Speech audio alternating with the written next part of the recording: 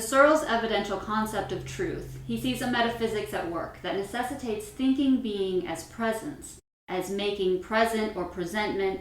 There is the clear evidence of the external sign in contrast to the speech, so Derrida seems to warn us that there are intervals between the written words and the speech that leads to one, the fundamental nature of Western metaphysics, and two, can the Western philosophy, for instance, phenomenology, be translated into non-phonetic language, for instance, Chinese? Habermas speaks of external sign, which is something we don't really see, we don't really think about. So think about this, language. You write something or you read something. But whatever you do, whether you write a Chinese character or you write in German, English, it's still external sign. That really has nothing to do with momentarily this true self, this presence. So for instance, if you say something, that comes out from your body. That's from you. As you write something, put on something, that becomes external. Does that make sense? Yes.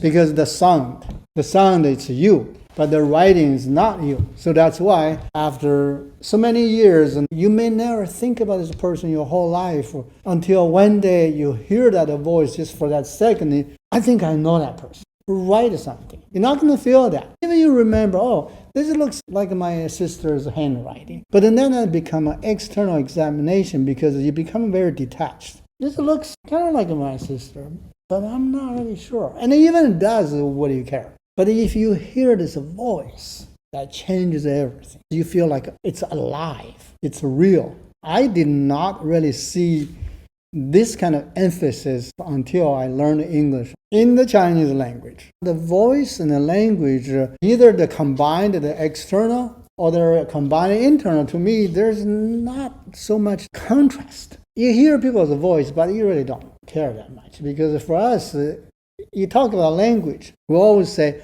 white paper with a black ink. That's what counts. Voice, we don't think that's real because people mimic a voice. Who knows that's real or not? But if you write down something, that's real. But of course, this is a prejudice too. I don't think that's the truth. Versus the phonetic language, if you don't hear the voice, that's not real. The both are extremes. But since the beginning of the time, all the way until Hegel made this very clear. Of course, it was not Hegel himself alone. Made it very clear that the phonetic language is something springs from your soul. Hegel always talks about history, spirit, freedom. What does that mean when he says freedom?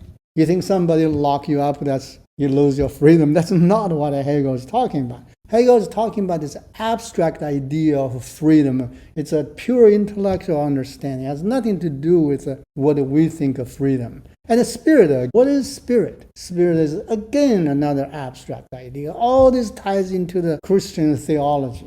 Because God you can't see, but God is there.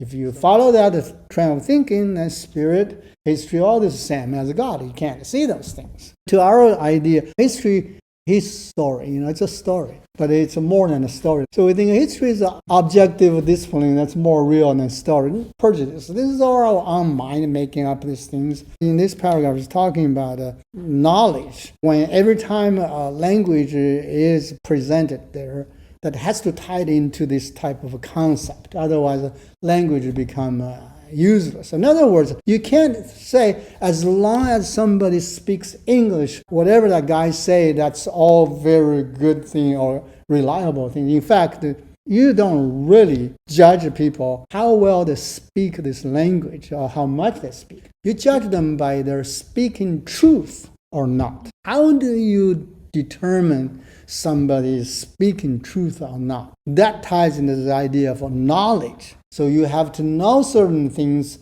that is already in your mind, and then you use those to judge what you just hear. But the problem is this. In a traditional view, this presence, phonetic presence, is very real.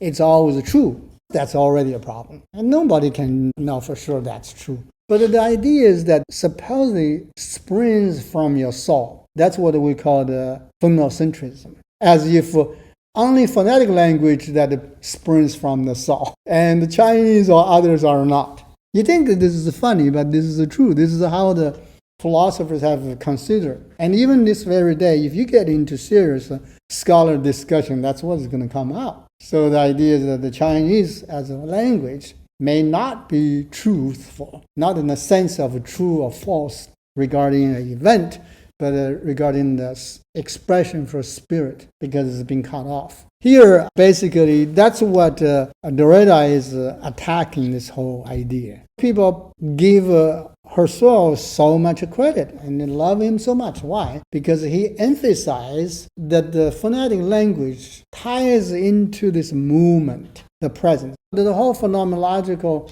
event ties into language. Without a phonetic language, there is no phenomenology. In the Chinese language, the only language that is in contrast with all the phonetic language right now. We have a phonetic language and then we have ideological language. And the whole world using phonetic language now. Only the Chinese still using ideological language. If we're only talking about the phonetic language, you can't expect to have a real phenomenology discussion or ontology discussion in Chinese. I just don't know how that's going to go. We're just going to translate everything in Chinese. Does not quite work because certain concepts cannot be translated in Chinese. Even you do, only the translator understands what he's doing. Nobody else understands